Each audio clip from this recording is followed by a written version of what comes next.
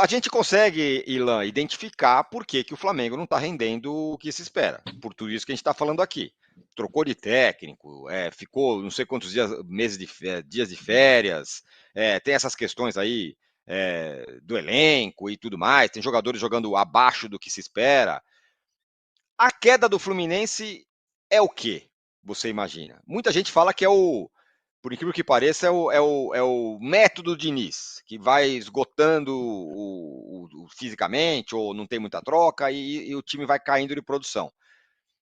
Ao que se deve o Fluminense de sair do time do mês, em abril, quando foi campeão carioca, para chegar no momento agora que está com as forças equilibradas com o Flamengo combalido?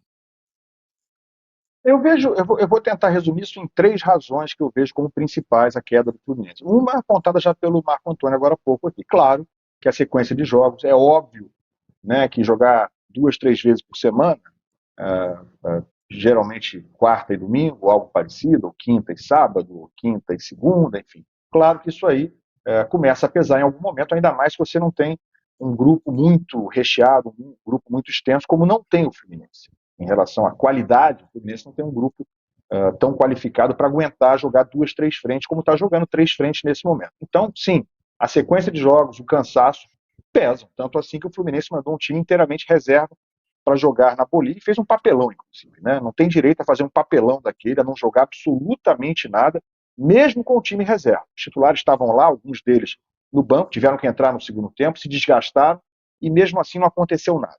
Então, jogar tão pouco assim tem alguma coisa errada, mesmo que seja com os suplentes. Então, esse é um problema. Segundo problema é exatamente a questão do elenco. O Fluminense está tendo perdas, está tendo desfalques recentes importantes. Alexander, que volta daqui a pelo menos um mês, né, um jogador que tinha se firmado recentemente. É um volante barra lateral esquerdo, faz as duas funções.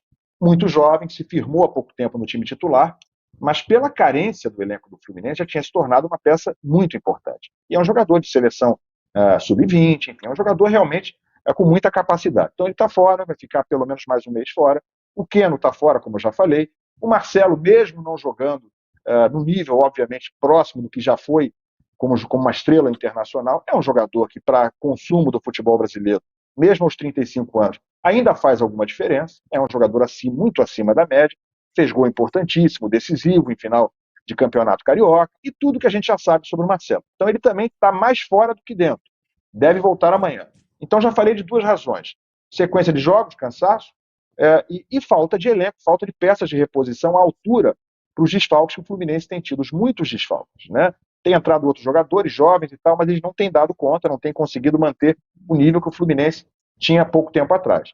E não menos importante, a terceira razão é sim, para mim, esse esgotamento parcial do dinizismo, do chamado dinizismo. O Fluminense tem uma forma muito marcante, vistosa e para muita gente muito agradável, divertida e bonita de jogar. Mas não pode ser só essa forma. Não pode ter só essa única maneira de jogar, e para mim a impressão muitas vezes é que é praticamente a única maneira. Quando aparece um time que consegue neutralizar isso naquela partida, como fez o Flamengo, muito bem feito no primeiro jogo, talvez tenha sido a melhor partida, na opinião de muita gente que ouviu falar, a melhor partida do Flamengo no ano, porque o Flamengo conseguiu realmente neutralizar o Fluminense, encurralou, amassou o Fluminense, sobretudo no primeiro tempo, mas não foi só o Flamengo. O Botafogo já fez isso. O Fortaleza, de uma certa forma, fez isso de uma forma diferente, mas explorando a linha alta de marcação do Fluminense, saía toda hora na cara do gol nos contra-ataques. O América Mineiro, na estreia do Fluminense no Campeonato Brasileiro, fez um primeiro tempo dominante em cima do Fluminense. E aí, no segundo tempo, o Fluminense mudou as suas peças em campo e conseguiu vencer. Então já houve times neutralizando, algumas vezes o Fluminense de forma recente, né, e isso preocupa.